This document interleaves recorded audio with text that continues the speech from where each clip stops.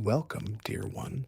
Tonight, we don't just listen, we learn through quiet stories, simple stories, like pebbles dropped in still water.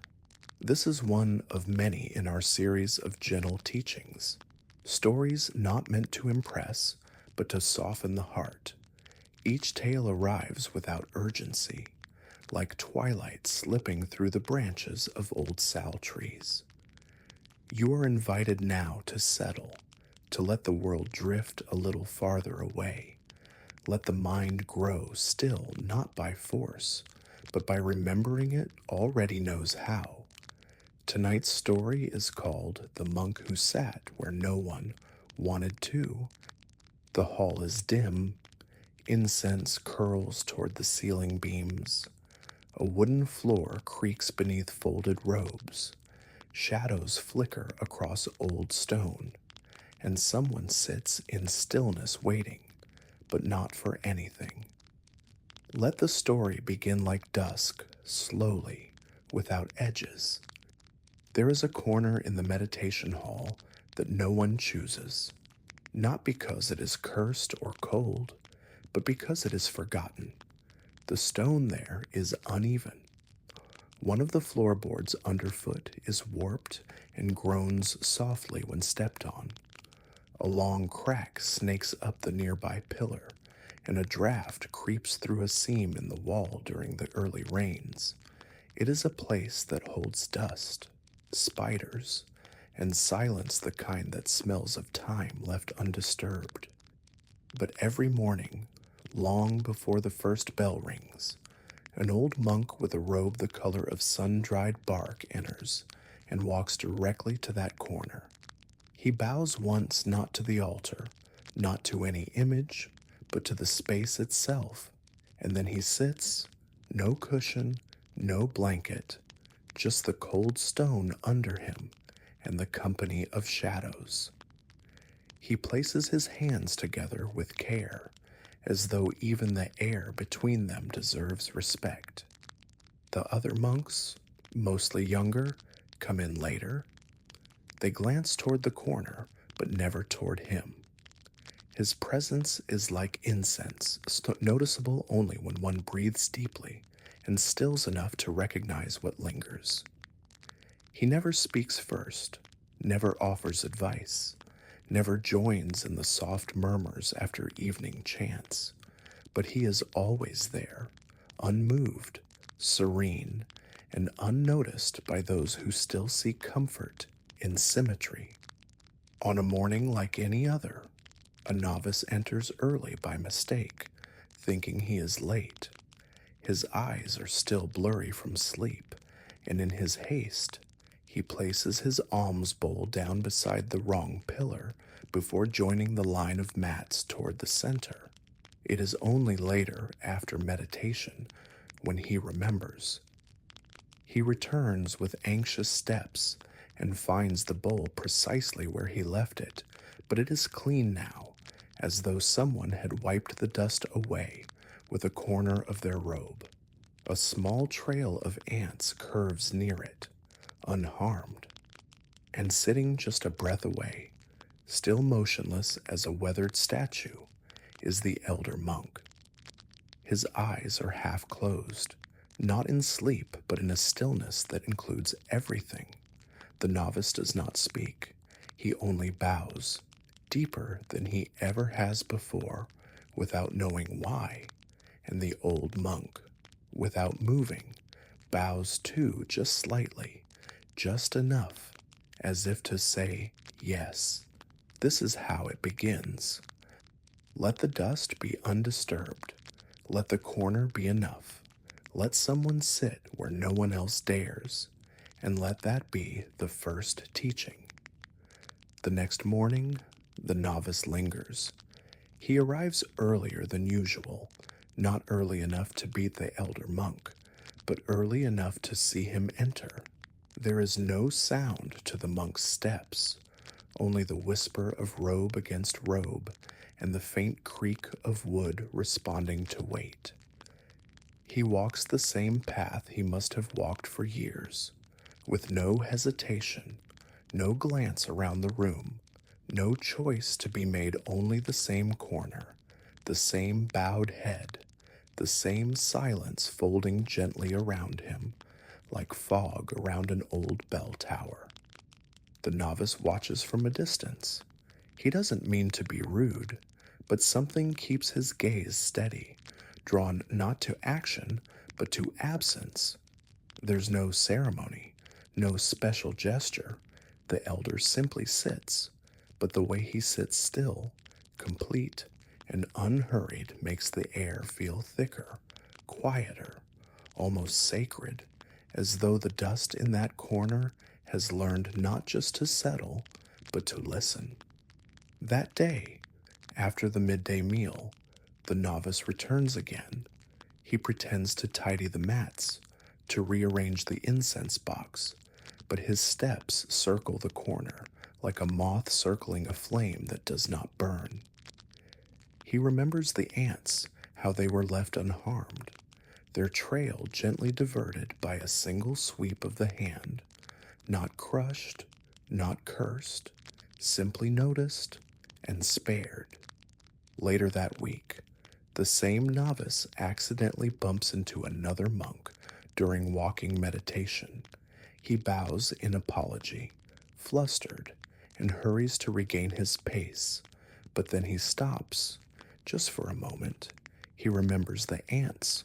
He remembers the way the elder moved so slowly. The world around him had time to breathe, so the novice lets his pace soften. His soles press into the earth with care. He notices the sound of his own footsteps for the first time. The floor doesn't complain, it sighs. The next morning, he leaves his alms bowl near the corner again, not by accident this time. He places it just a little off center, and then sits nearby, not beside the elder monk, but close enough to feel the quiet. There are no words exchanged, only shared stillness, the kind that reshapes the space around it, the kind that allows silence to teach. A gentle draft moves through the hall. A spider lowers itself from a beam. The old monk lifts his hand not to disturb, but to welcome. The spider lands on the back of his palm for a breath, then retreats up its silver thread. Nothing is forced, nothing is denied. The moment simply passes through them, like wind through reeds. The novice does not understand everything. He doesn't need to, but he knows this something is growing in that corner. And it is not just dust. It is the kind of presence that leaves nothing out, not even what most forget. And he wants to sit closer tomorrow. Days pass like soft footsteps on old stone, never loud, never hurried, but always arriving. The novice returns each morning now, placing his bowl with quiet care and lowering himself to the mat near the elder monk. At first, he worries his presence might be unwelcome, that his youth might interrupt whatever sacred stillness the elder has cultivated over years. But the old monk never stirs in protest, never shifts away, never looks with the eyes of someone guarding a territory. If anything, his stillness seems to grow deeper with company, as though silence expands when shared. The novice begins to see things he hadn't before, not with his eyes, but with the still part of his heart that had long been buried beneath thoughts. He notices how the morning light enters the hall unevenly, how it first touches the cracked pillar, then the elder monk's shoulder, then finally spills toward the center of the room like a bowl being filled from the edge. He notices how the elder adjusts his robe to shield a beetle crossing near his foot, how his hand moves not to push, but to protect. So gently the fabric barely lifts.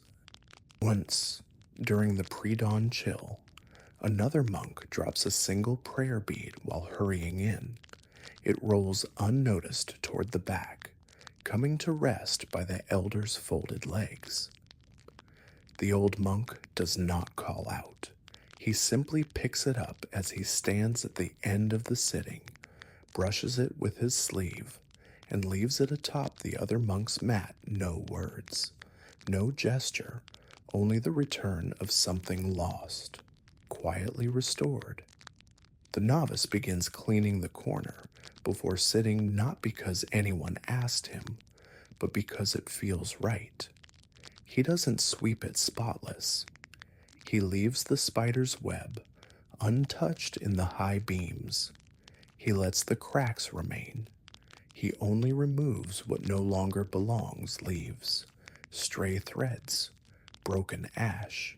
He does so with both hands, slowly, like someone arranging stones in a stream without disturbing the flow.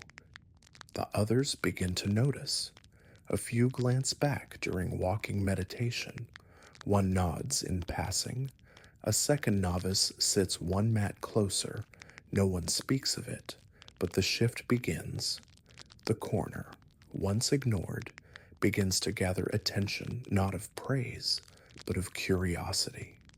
As though the silence there has started to speak, not with sound, but with something older, deeper, a remembering. The elder monk says nothing. He does nothing differently. He still bows to the space before sitting. He still lifts his hands with reverence, even when no one watches. But now, the novice notices something else, the way the elder's presence calms the air itself. How even the flies seem to avoid his space, not out of fear, but out of respect, or perhaps recognition, that here is someone who does not disturb the world, he simply lets it be. And in that letting be, a teaching is born, not through words, not through rules, but through the soundless way dust settles on stone, and how some souls are content to sit with it. There comes a morning when the hall feels different, though nothing has been said. The bell still chimes with its usual hollow grace. The mats still rest in their quiet rows, and incense still trails its way upward like a thought dissolving mid-sentence. But now, more monks arrive earlier, not all at once, not coordinated, but like leaves falling one by one into the same stream. They begin placing their cushions closer to the back, closer to the old crack in the pillar, closer to where the elder monk has always sat, unnoticed. No one claims the corner, no one names it, but it changes. Someone quietly brings an extra mat, woven from rushes and edged with care. Another monk, without fanfare, dusts the sill behind the cracked beam. A third lights a second stick of incense and places it where the draft blows it gently across the old monk's shoulder. No ceremony marks these things.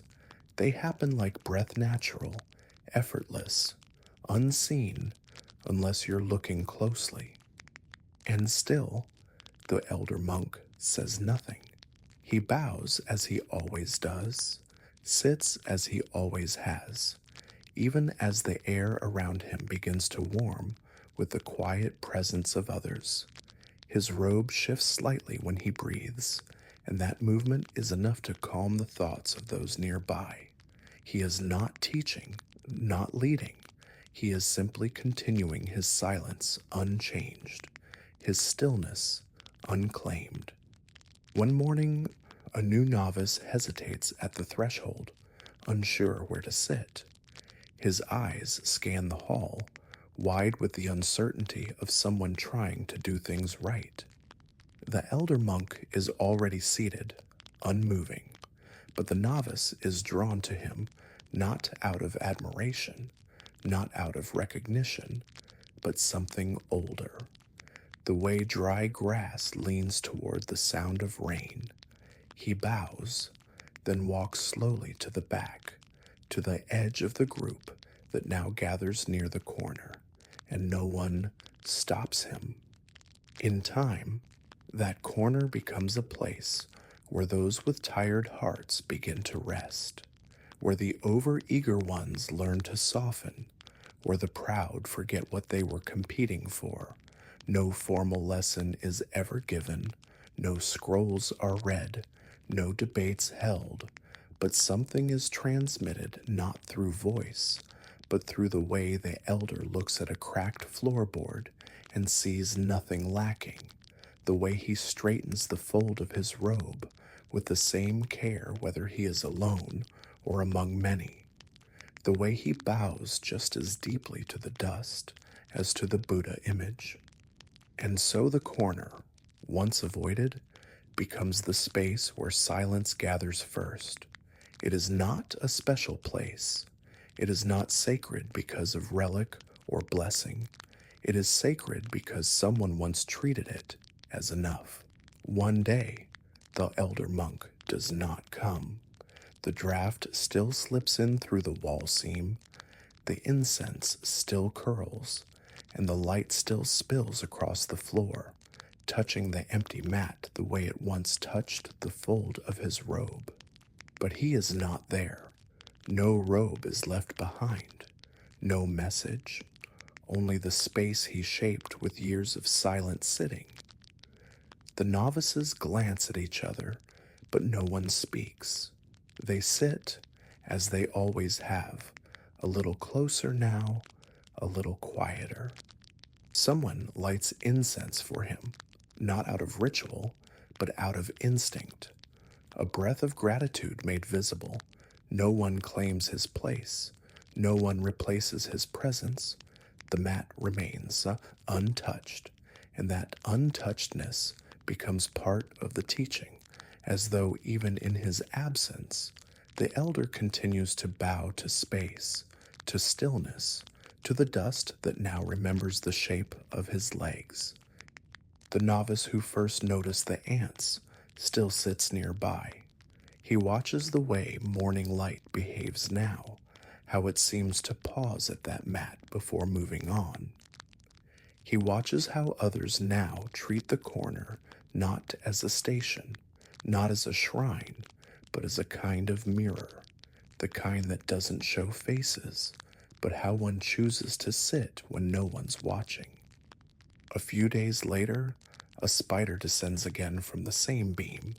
It swings gently, almost remembering.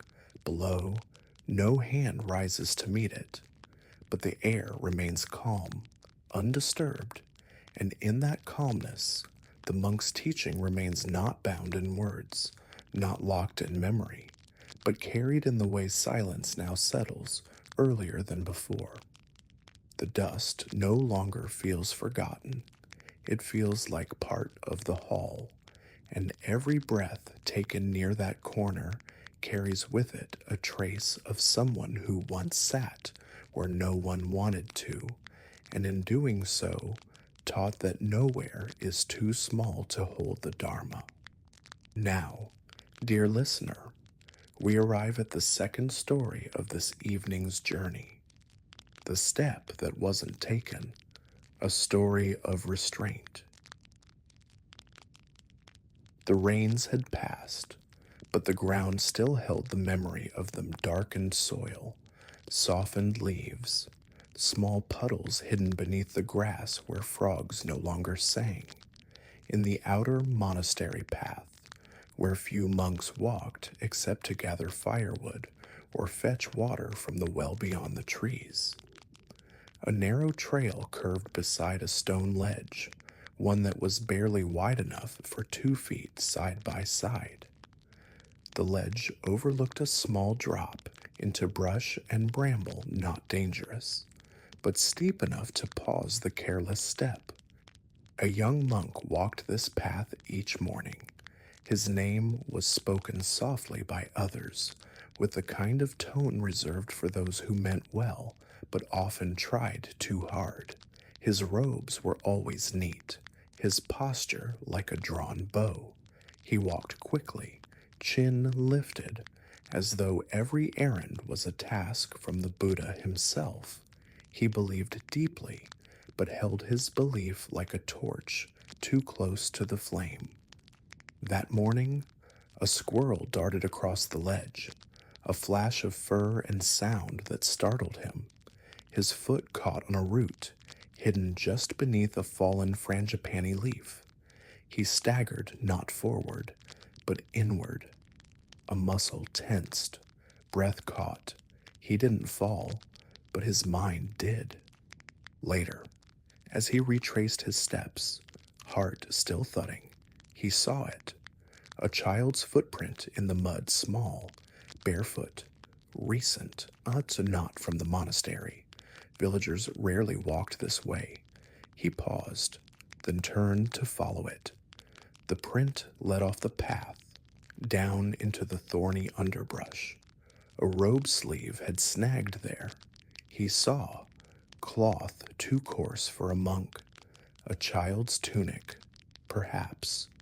No sound, just wind. He looked ahead, then looked down. He could see where the ledge narrowed. A thread of torn cloth dangled from a branch below. His body leaned. His foot almost followed. But it didn't. Instead, he stopped. Not out of fear, not even doubt, but something quieter, a remembering of what a teacher once said in passing sometimes. Not stepping is the clearest path forward. He crouched, breathed, sat on his heels. He watched the ledge, the wind, the hanging cloth. He stayed. The moment stretched, not tense still, and in that stillness, something softened in him. The tightness behind his eyes, the need to act, the urgency to be good, all of it loosened like a robe, untied after long sitting. The child's footsteps ended just a few paces away. They didn't lead farther, only circled back. There was no danger, no rescue needed, only the edge, only the chance to step and the choice not to. He stood slowly, turned back, and with each step away from the ledge, the world grew quieter, not because it changed, but because he had. The path he walked back felt different, though nothing on it had changed. The moss still clung to the roots, like old monks to morning chants, and the trees still arched overhead, like bowed heads in prayer. But something inside his step had softened, not weakened, softened. There was no triumph in returning, only a quietness, like wet stone drying slowly in the sun. He did not tell anyone, not that morning, not the next. Some part of him had expected that he would arrive back to the cloister with a story, a near fall, a glimpse of danger, a sharp choice made just in time. But when he reached the gate, breath steady, he found no words waiting, only stillness and the sound of sweeping. An elder monk stood nearby, broom in hand, gathering fallen blossoms with the kind of care one gives to closing a wound. His sweeping was not fast. It was not even efficient. It was gentle, as though each petal had a story that deserved to be heard before it was gathered away. The younger monk stopped, watching. He felt a thought rise, something like, "I almost fell, but I didn't." But he let it drift past like a leaf on water, not because it was wrong, but because it no longer needed to be said. Instead, he took a second broom from the wall. Without speaking, he began sweeping beside the elder. At first, his strokes were too wide, then too narrow. Then he began to notice the rhythm, not of sweeping, but of watching, the way the elder looked before he moved. The way he adjusted his hands depending on the weight of the pedal, the way he stepped back every so often just to see what hadn't yet been touched. Later, when the brooms were returned and the blossoms gathered into a quiet pile by the side of the path, the younger monk bowed. The elder monk nodded, not with approval, not with instruction, just a nod, simple, a moment shared. That night, in the meditation hall, the younger monk sat differently. He noticed how his legs touched the mat. He noticed how his breath rose, not just in his chest, but in his back, in his ribs, in his spine.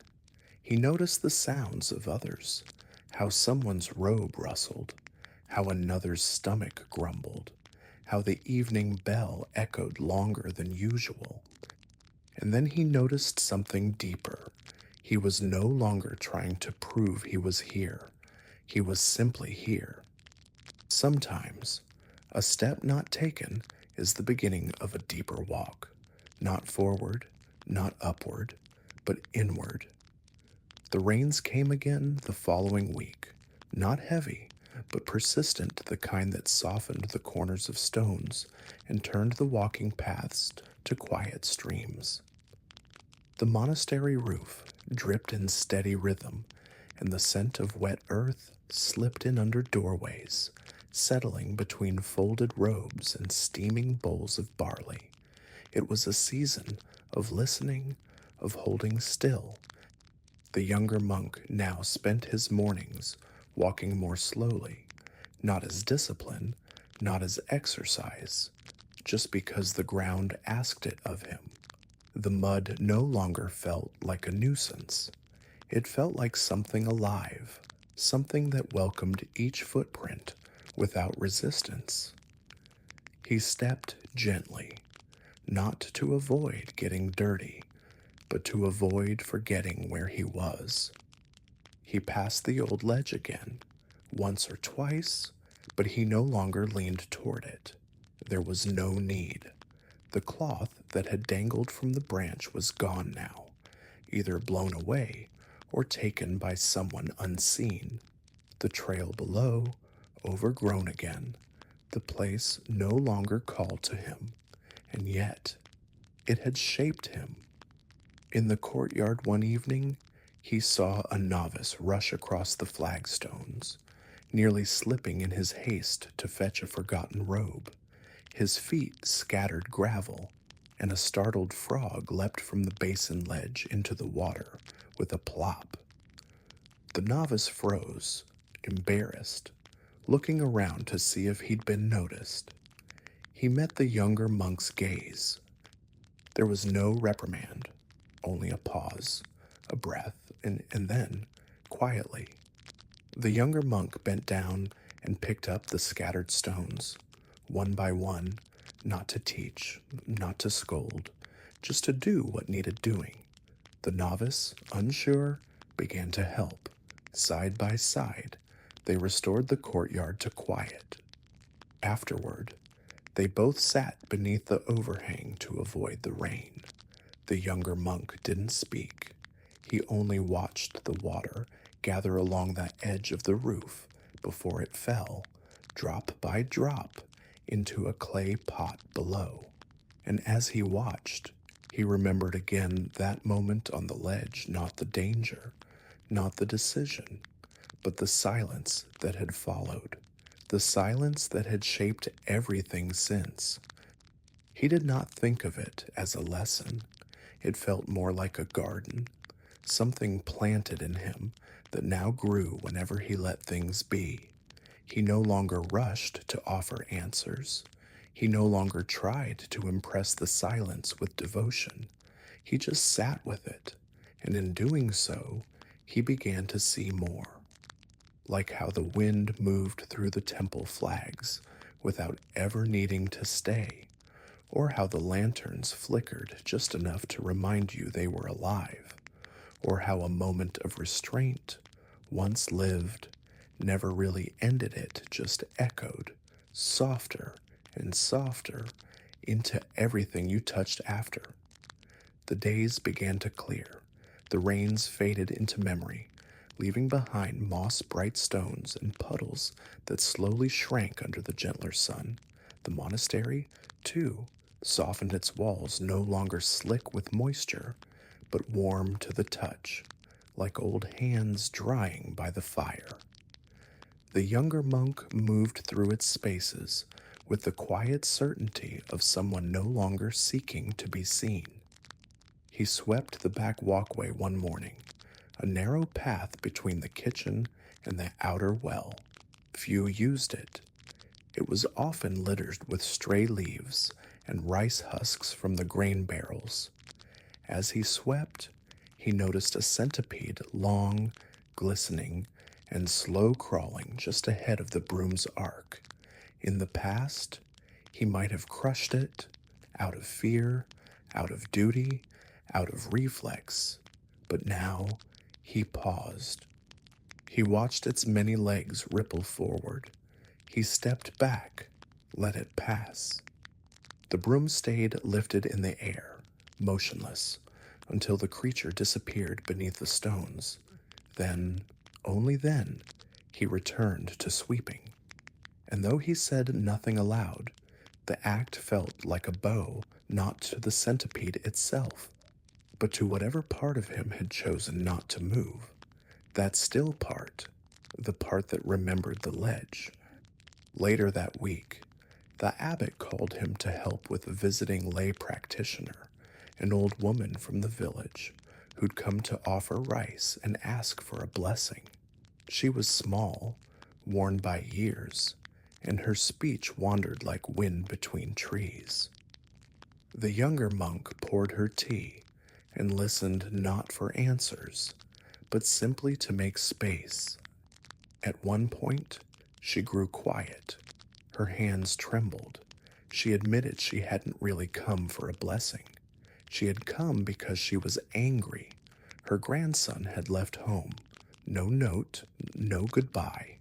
She blamed herself, but didn't know why. She stared into her cup as if it might say something back. The younger monk didn't offer counsel. He didn't reach for a sutra. He only folded his hands and bowed, a deep bow, the kind one makes not to the person in front of them, but to the sorrow they carry. She looked up. Something passed between them unspoken, but heard, and for the first time that day, she smiled. That evening, in the meditation hall, the younger monk sat once again beneath the lantern's flickering glow. The elder monk with the broom was beside him, silent as ever. And in that silence, the younger monk finally understood something he had never put into words. That the step not taken, that small pause on the ledge, had never truly ended. It was living still, in every pause, in every withheld word, in every hand that chose to hold still. And in that realization, he bowed, not outwardly, not to anyone, just inwardly, to the part of himself that had finally grown still enough to notice. The seasons shifted.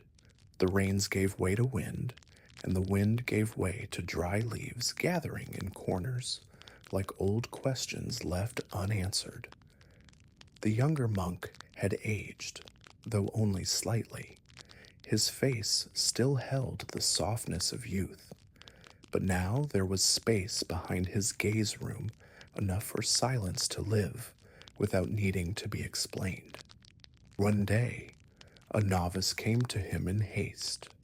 A stray dog had wandered onto the monastery grounds and had begun barking wildly near the kitchen steps. The younger monk followed with quiet steps, not with alarm, but with attention. The dog was thin, soaked with mud from a night storm, one leg limping from a wound. It bared its teeth, not in aggression, but in defense. The cook stood nearby, unsure, holding a stick but not using it. The younger monk knelt, slowly, without reaching. The dog barked again, louder this time, but the monk did not move. His hand stayed resting on his knee, open but still. He met the dog's eyes not with challenge, not with pity, but with something simpler. He didn't want anything from it, not even peace. Minutes passed. The dog quieted, still growling, but softer now, its body beginning to shake not with rage, but exhaustion. The monk gently placed a bowl of water at the edge of the step, then rose and stepped away. The dog didn't drink, not right away, but it didn't leave either. The moment hung there, full and whole, like a bell that hadn't yet stopped ringing. Later that evening, the monk sat alone by the side gate, where lantern light met the shadows of the forest. He closed his eyes. The wind brushed past his ears. Somewhere nearby, the dog lapped water. The sound was faint, but clear.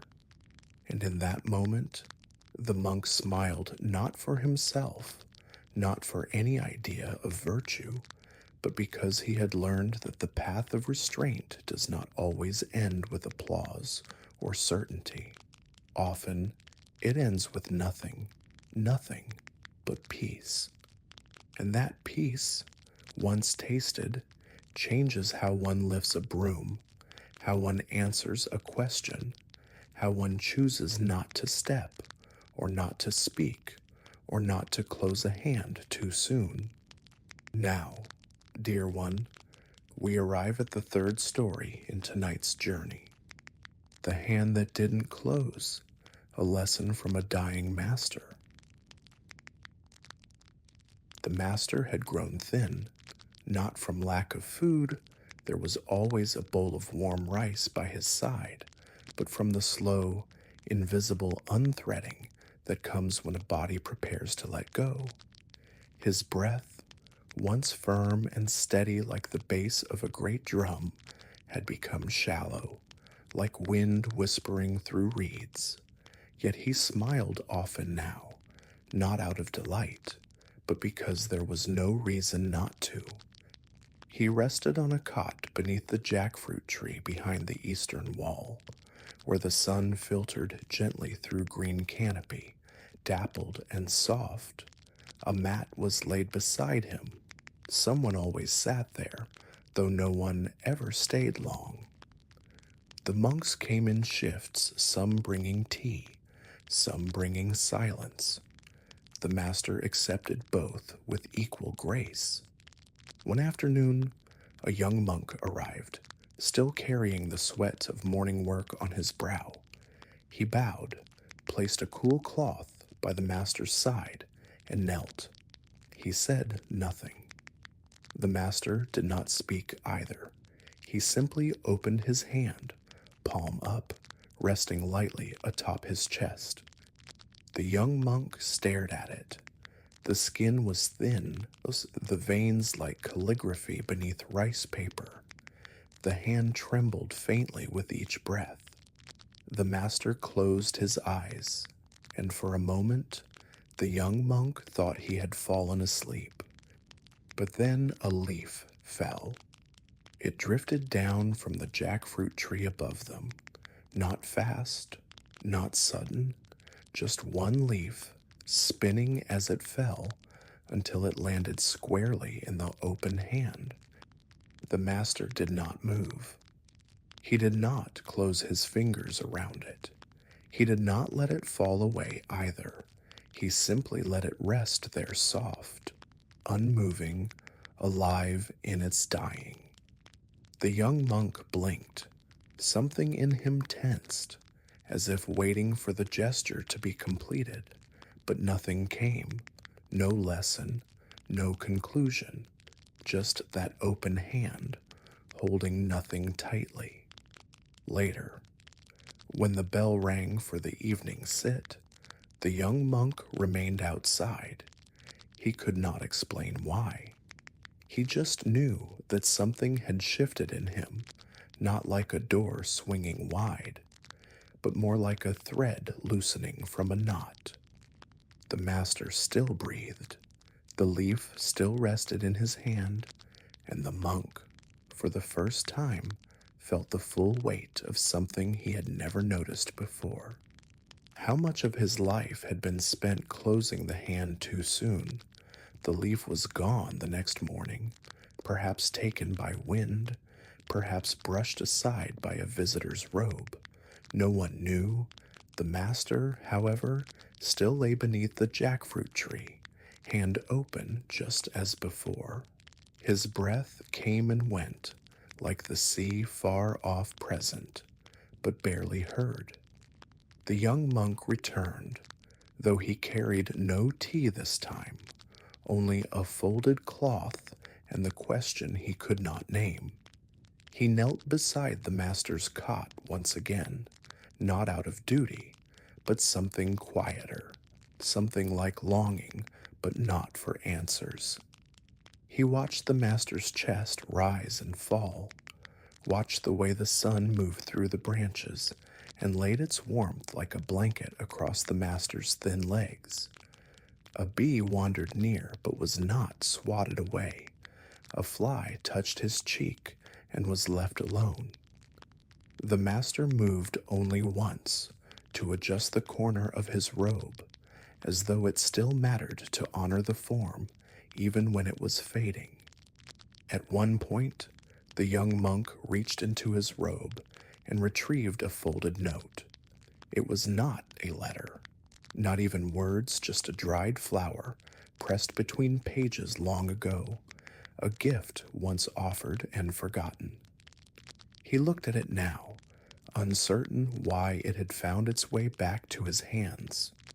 He looked at the master's open palm.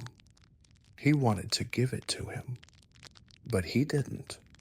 Instead, he rested it on the stone near the cot, where the wind might reach it, where the sun could fade it naturally, where nothing needed to be held.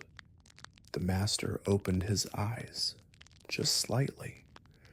Their gaze was not sharp, but deep, like looking into water that had seen many reflections, and now simply reflected none. His lips moved, but no words came, only breath, only the faint curve of a smile. The young monk bowed his head, not to ask for teaching, but in response to something already received. And that night, when he returned to his quarters, he noticed how his fingers no longer curled tightly in sleep, how his jaw was not clenched, how the breath that entered him came not with strain, but ease. He did not understand it yet. He did not need to, but something in him had opened. Not wide, just enough, like a hand that had stopped needing to grasp. In the days that followed, the young monk found himself watching hands, not his own, but others. The way a cook folded dumpling skins before the midday meal, thumb and finger moving with the quiet grace of repetition. The way an elder monk mended the hem of a robe, thread slipping through cloth like breath through nostrils. The way novices swept the courtyard, some with haste, some with care, some never quite touching the edges.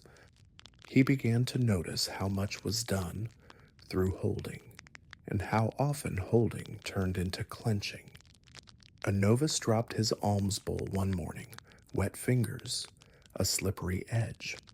It hit the stone with a hollow crack and rolled in a circle, rice scattering like birds, startled into flight. The novice gasped and reached too quickly. The bowl tumbled again, a flustered bow, an apology half swallowed. The young monk bent down slowly and placed a hand over the bowl, not to seize it, just to stop its spinning. Then he lifted it with both hands and offered it back without a word. The novice stared at him.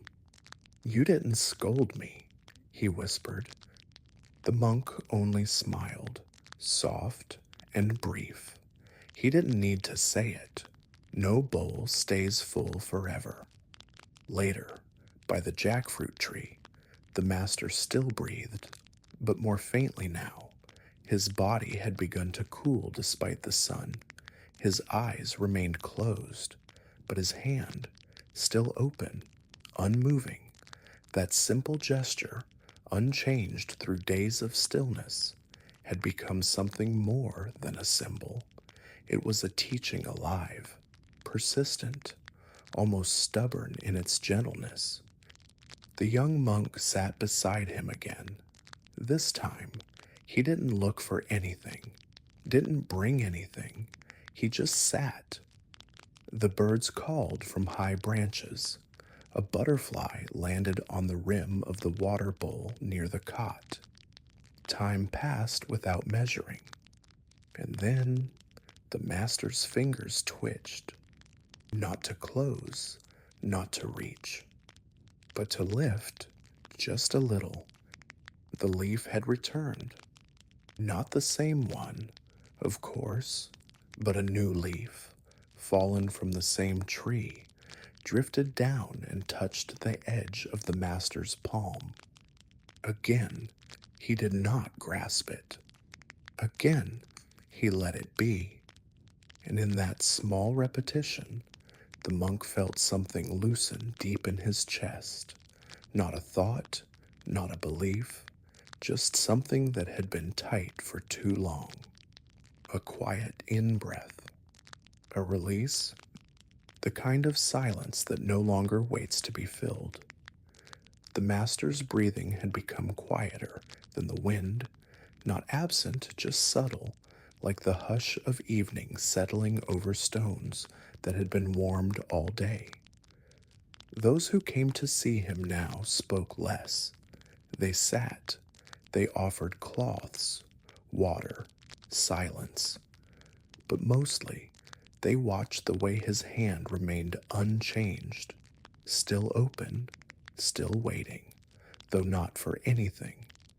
One morning, before the bell for first light, the young monk arrived early. The garden was still blue with the hour before dawn. Mist clung to the lower branches.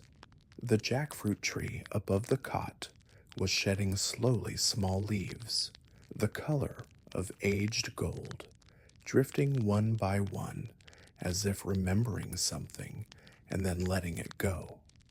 He sat beside the master and watched his chest rise, barely.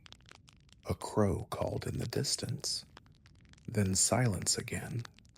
He didn't try to read the master's face. There was no lesson there now, only peace, deep and round as the earth, unspoken and complete. But something inside the young monk stirred not like emotion, not even memory, more like recognition, as if some old part of him was finally catching up to the moment and seeing it clearly. He lifted his own hand and laid it beside the master's, open, soft, both palms skyward. And for the first time, he realized the master's hand had not remained open for others to place anything into it. It had remained open so that nothing would be taken, not time, not praise, not even the body itself. A small insect crawled across the master's fingers and paused in the curve between thumb and palm. The monk watched it hesitate, then crawl on unharmed, unshoed, unnoticed by all but him. He bowed his head, not in mourning, but in agreement. And as he sat there, shoulder close to shoulder, breath beside breath, He remembered a moment from his early novitiate, one he had forgotten for years. He had once picked a flower from the edge of the monastery fence, held it too tightly in his palm, and crushed it before he even saw it bloom. He thought he had let that go, but now he truly did. Because now he understood that the master's lesson wasn't in the stillness of a dying body, but in the ease of a hand that had never closed too tightly on anything, not on joy, not on pain, not even on life itself. On the morning the master passed, the sky did not change. No thunder split the heavens. No wind howled through the trees.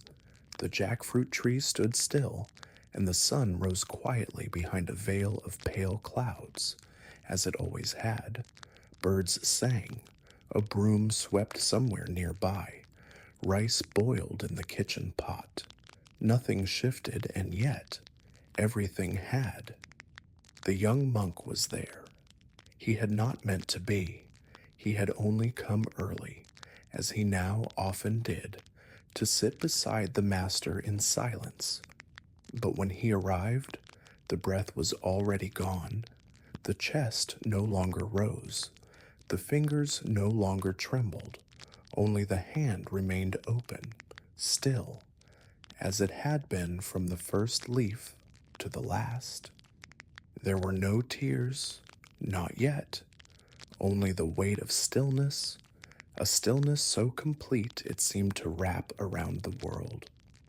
The monks gathered in time.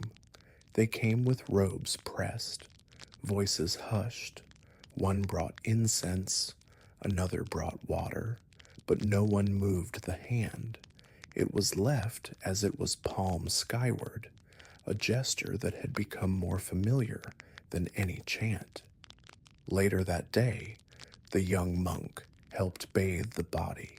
He touched the master's skin with cloth soaked in warmed water, and as he washed the thin arms, the sun broke through the clouds and fell across the master's hand, a final illumination. He did not feel loss. He felt presence, not the presence of a man, but the presence of an understanding that nothing can truly be given if it is held too tightly, and nothing is truly lost if the hand that held it was open. That evening, the monks sat together for the master's name chant.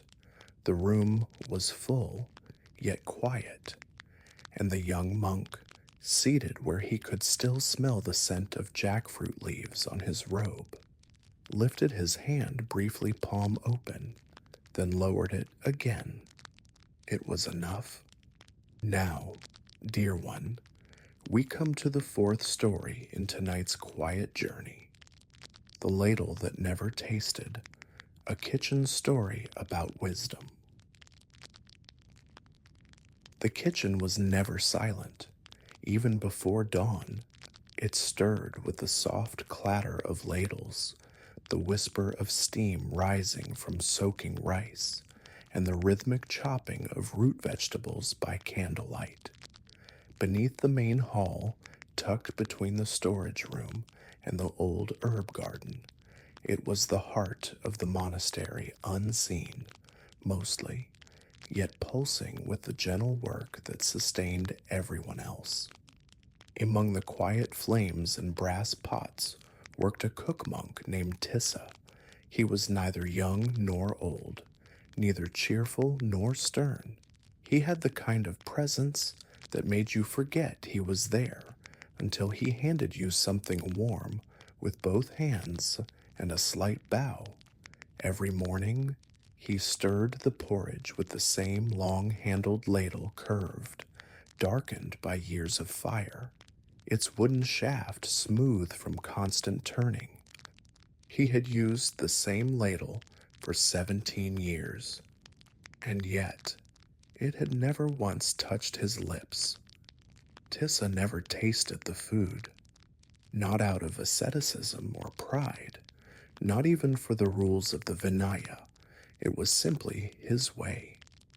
"I cook by listening," he once said softly when a novice asked, "not to the food, to the ones who will eat it."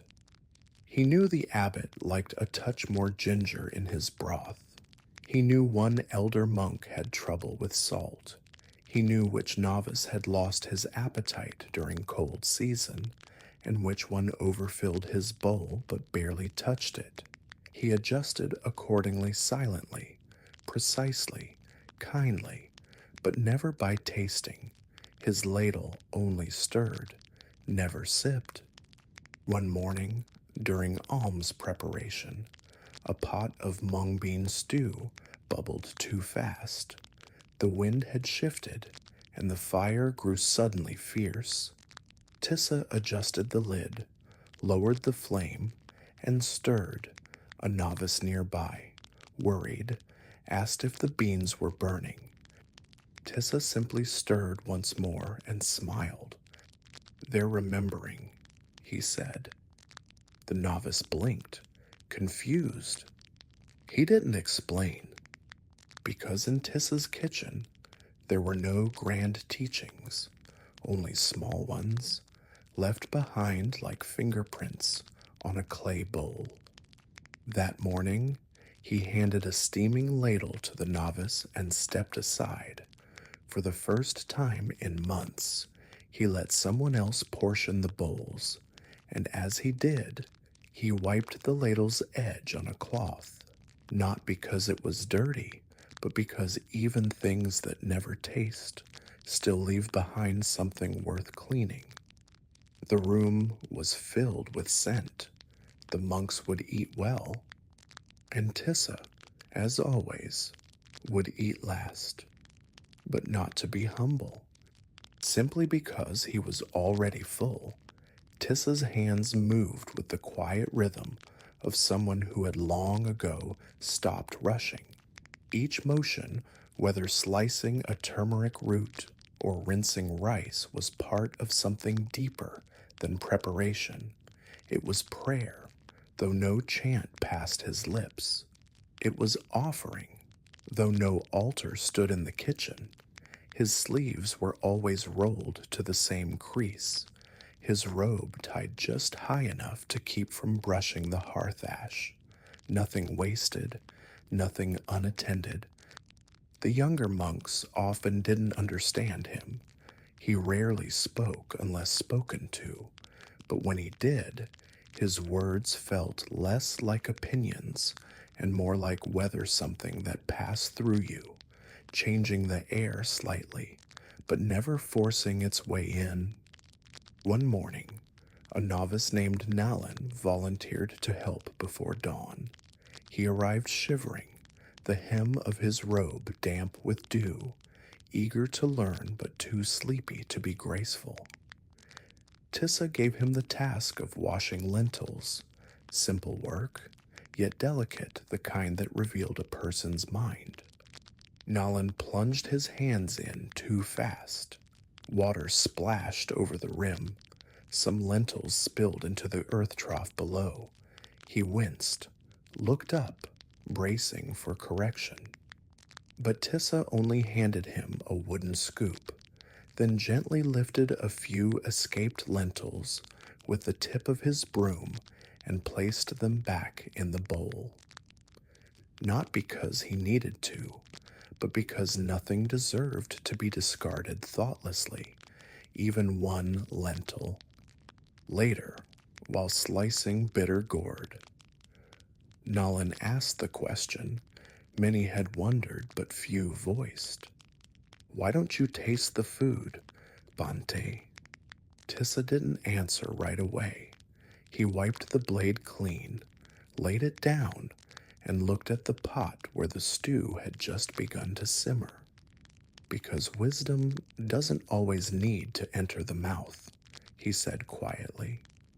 Nalan didn't fully understand, but the tone, the timing, and the way the steam curled upward toward the ceiling beams, it all stayed with him.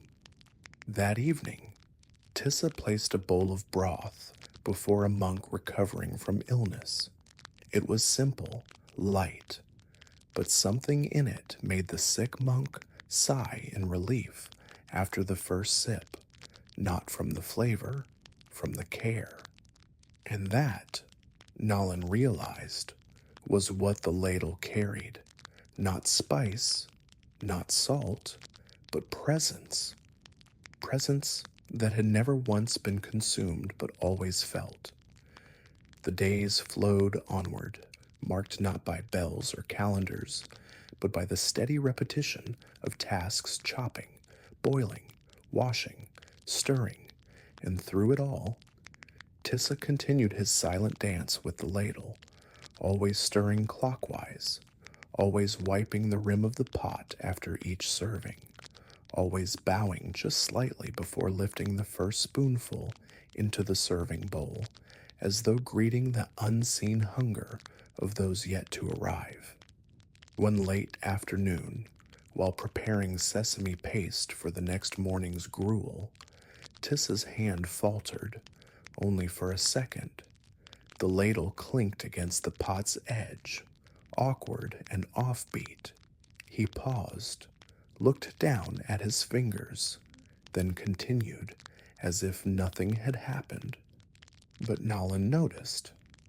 The moment lodged in his mind, like a stone at the bottom of a river, small, still, but unmovable. That night, Nolan returned to the kitchen after chanting.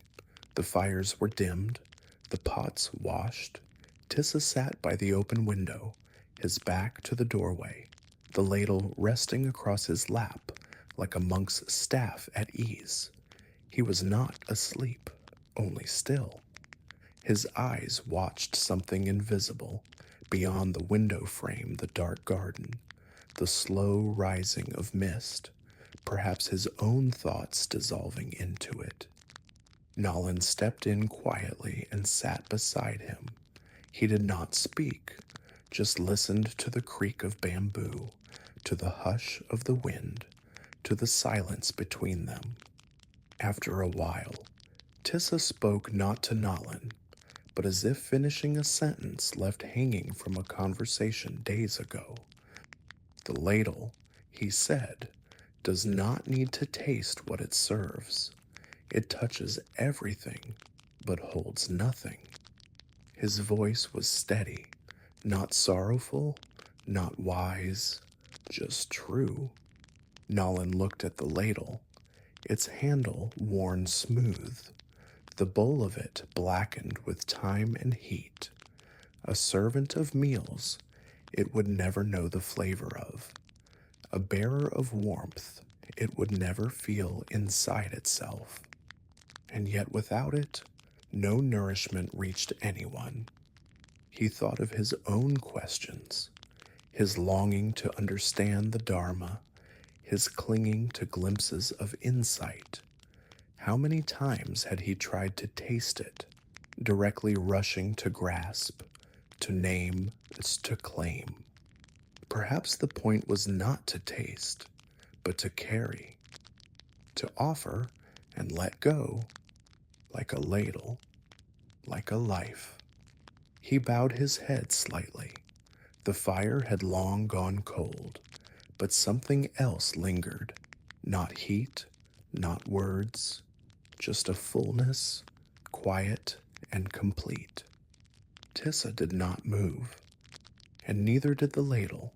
Morning returned with the soft call of sparrows and the scent of damp earth rising through the flagstones.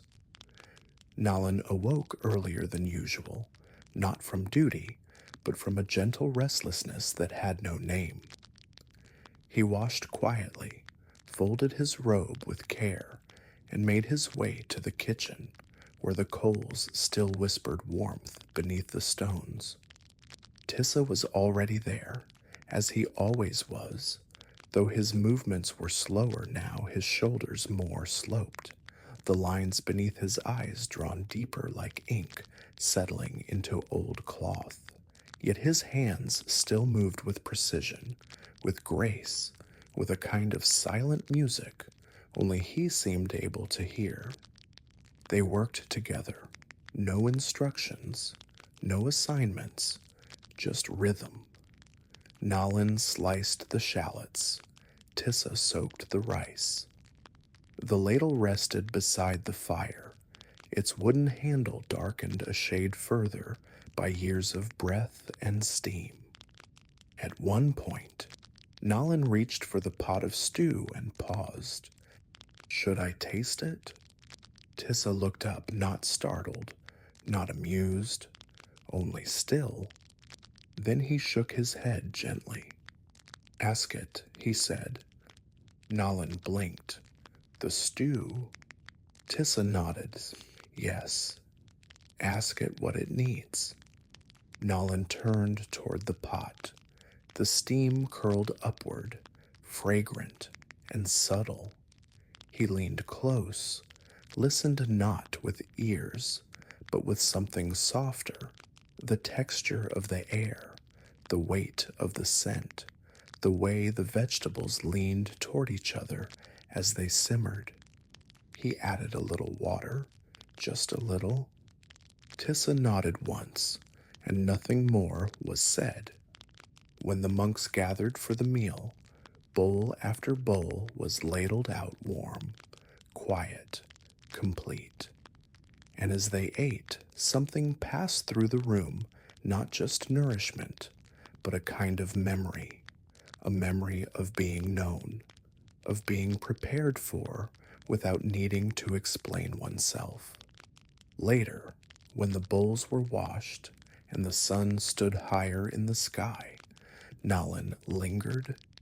He reached for the ladle to hang it on its usual hook, but his hand paused. He looked at it again, not as a tool, but as a reflection of something he now understood, not with his mind, but with his spine, with his breath. The ladle had stirred 1,000 pots, but never for itself. It had felt the heat, but never been fed. It had carried flavor, but asked for none. And yet, it was not empty. It was full of service, full of presence, full of the invisible thread that connects giving to wisdom, not because of what one knows, but because of what one lets pass through without grasping. He placed the ladle back gently, as if placing a small bell upon an altar, and for the first time he bowed to it. The final weeks of that cold season arrived with clearer skies and a sharper wind. In the kitchen, the mornings began with frost clinging to the outer jars and steam rising faster from the rice pot. Tissa moved more slowly now. His hands, once so precise, sometimes hesitated before lifting the larger pots. But still, he came before the bells, still stirred the porridge, still bowed before each ladleful. One evening, after the final meal, he sat alone in the kitchen, polishing the ladle with a cloth that had frayed at the corners. The wood gleamed not from varnish or oil, but from care. 17 years of quiet service. It had never chipped, never cracked, but it had absorbed everything: heat, time, and the shape of his hands, and the cloth slipped slightly. His grip faltered. The ladle fell not with a clang, but a soft tap against the stone floor. He reached for it, then paused, and didn't pick it up. He simply looked at it, the way it rested, curved and still, on the same floor it had stirred food for since the first day he entered the monastery kitchen. Nalin entered, stepping quietly. He saw the ladle on the floor and stooped to retrieve it. But Tissa shook his head gently.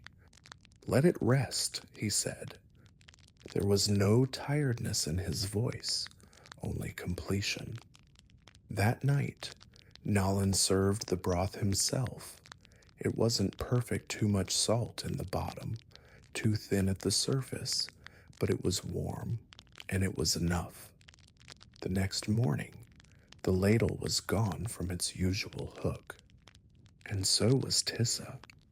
He had left no words, no robe folded in farewell, only a clean hearth, swept floor, and a ladle placed gently beside a bowl of dry rice by the back door, a final offering, silent, unadorned, complete.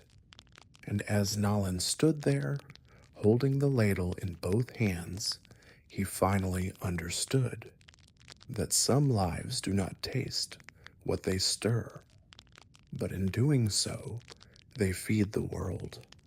Now, dear one, we arrive at the final story in tonight's gentle journey. The sand that didn't scatter, a teaching from the silent riverbank.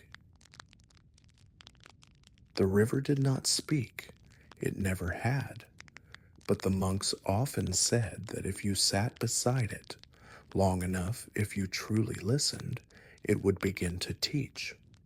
Down past the lower path, where the forest thinned and the grasses leaned toward the water as if seeking a blessing. The river curved in silence, no rushing current, no grand roar, only the slow movement of time made liquid, and the occasional flick of a fishtail beneath the surface. And near that bend, where few chose to linger, there was sand. Not the golden kind that glittered in temple courtyards, not the hot, dry grit of distant hills. This sand was soft, pale, and fine like flour cool under the foot, even at midday, and it never scattered, not in wind, not in rain, not even under the passing feet of those who walked to wash robes or fill bowls. It held its shape not tightly, but gently, like a hand that had forgotten how to grasp. There was a monk who sat there each morning. No one quite knew when he had begun. He did not chant. He did not bring a cushion. He simply walked down before sunrise, barefoot, robes trailing slightly in the dew, and settled into stillness beside the water. He never faced the river directly. He always sat to the side, watching where the sand met the bank, where footprints appeared and disappeared, where leaves floated and paused, where the edge of the world seemed to blur. Some said he had once been a scholar, sharp with words and debate. Others said he had once wandered deep into the hills and returned without his voice, but no one asked him, because whatever silence he carried, it was full, not empty. One morning, a novice followed him, curious. He stood a distance away, unsure if he should approach. The monk said nothing, only reached out and smoothed a patch of sand with his palm slowly, carefully, until the surface shimmered without mark. The novice watched. A breeze passed through the tall grass. The monk lifted his hand and let the sand run through his fingers, but only a little, then stopped. The rest he left untouched, and the novice, sensing something he could not yet name, knelt quietly and did the same, not to mimic, just to feel. The river flowed, the sand held, and the morning passed, unmeasured. No words spoken, but something taught. The novice returned the next day, not with questions, just with quieter steps. He brought no offering, no cushion, no plan. He simply arrived as the light was rising behind the misted trees and found the silent monk already seated, exactly as before, near the place where the sand curved like a breath, exhaled and never taken back. The monk did not turn. He did not nod, but the space beside him felt open, not claimed. So the novice knelt again, knees pressing into the cool sand, palms resting on his thighs, and for a while there was only stillness, not the kind that demands the effort, the kind that spreads gently, like ink in water. The novice began to notice what he hadn't the day before, that the sand did shift, but only in the most subtle of ways, not scattered, not thrown, just realigned by the weight of wind, the fall of a leaf, the print of a bird's claw landing and vanishing. The surface always returned to calm, not because nothing had touched it, but because it knew how to let go of every touch. He exhaled. Something in his chest loosened, though he hadn't known it was tight. The silent monk lifted one finger and pressed it lightly into the sand. A small dent, a mark. Then, with the side of his hand, he smoothed it over again. No sermon, no metaphor, just gesture. And the novice understood, not with thought, but with body. The sand was not untouched, because it had never been disturbed. It was untouched because it had learned to release. Later that week, another monk passed them by on the way to the lower fields. He glanced, raised a brow, and asked softly, "Why do you sit with the river?" The novice opened his mouth but said nothing. He didn't know yet how to explain something that asked not to be spoken. But the silent monk simply turned his palm up, gathering nothing, and let it rest in the air. That was the answer. After the other monk left, the breeze returned. It traced soft lines through the sand again. But still it did not scatter. And in the stillness of that edge between water and land, something kept teaching without needing to speak. The novice began coming every morning, though he never said he would. It simply became part of him, like brushing sand from his robe hem or waiting 3 breaths before responding to his teacher's call. And though the silent monk never gestured, never summoned, his presence seemed to wait without waiting, like the sand itself, open to whatever might arrive. One morning, before the sky had fully lightened, the novice arrived to find the monk already drawing in the sand. Not symbols, not words, just a slow, meandering line with his fingertip curving, turning, folding back on itself, and looping into nothing. He stopped mid-line, brushed it away, and began again a few inches to the side. The novice knelt and watched. He didn't ask why. He only observed the line forming, then vanishing, and felt strangely that something familiar was unfolding before him. It was like thought, like a memory appearing in the mind, only to pass before being finished, like a feeling rising, being touched, and then let go. The monk stopped.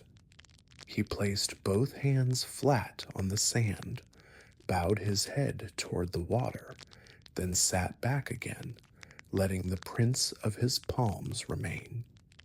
The novice noticed the prints were deep but still, no edges blown, no cracks, just 2 quiet impressions, perfectly formed, accepted by the sand without resistance.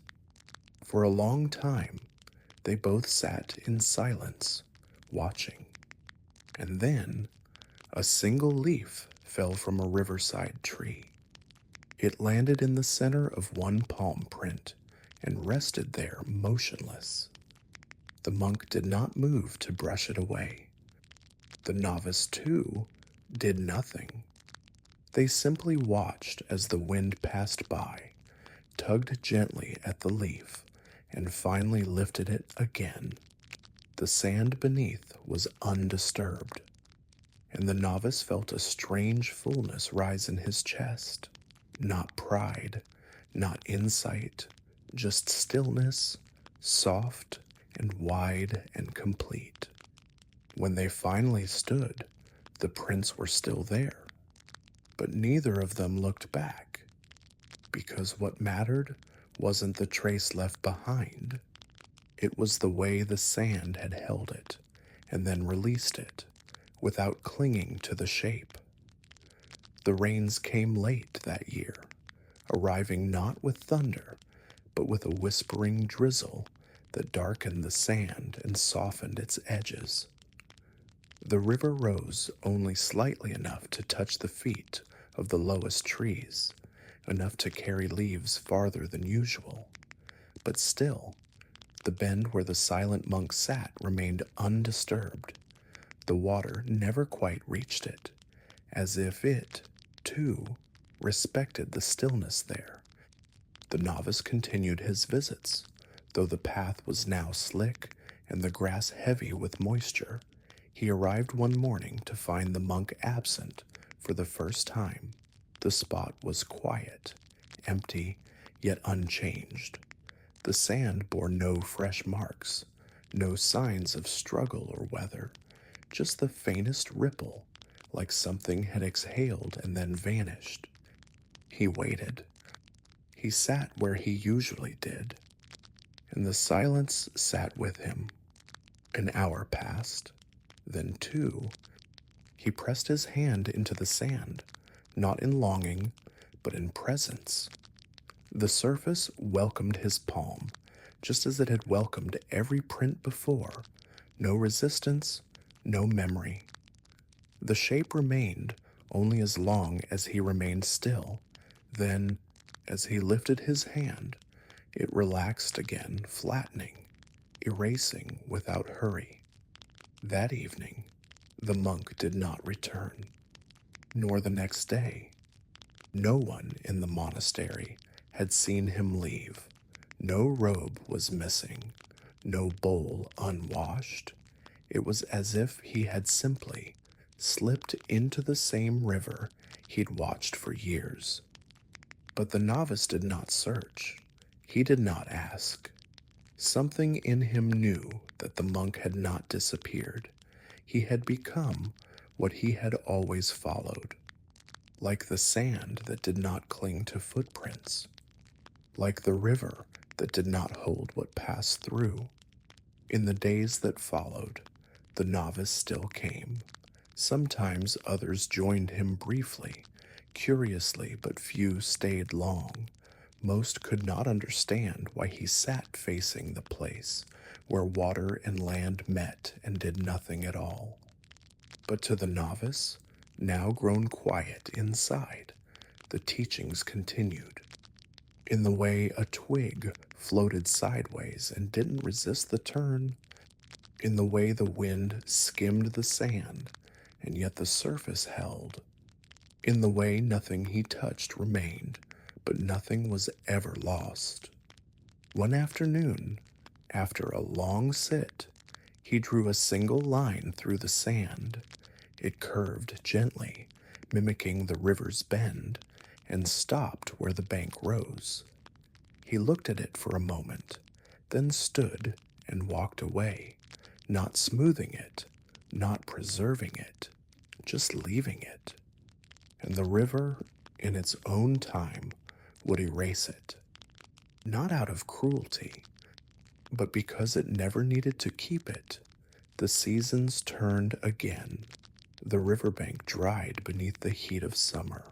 The grasses thinned, and the mornings returned to stillness, broken only by the wing beats of herons and the distant thump of the monastery bell. The sand, ever patient, remained cool before sunrise, warm by midday, holding its shape not by clinging, but by resting.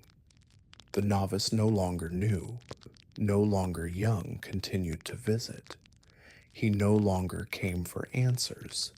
He no longer came to remember the monk who had once sat there. He came because the space itself had become a kind of teacher, because he had learned to listen to things that do not speak, to see what leaves no trace, to understand what asks for nothing in return. One day, as the wind grew stronger and the trees along the water's edge bent low, he watched a cluster of dry leaves swirl across the sand. They spun wildly, lifted, and tumbled, and for a moment he thought the sand might scatter with them. But it didn't. It held. Not stiffly, not stubbornly, just enough. And then the wind passed. The leaves moved on. The sand remained still open, still soft, still unchanged in its way of changing.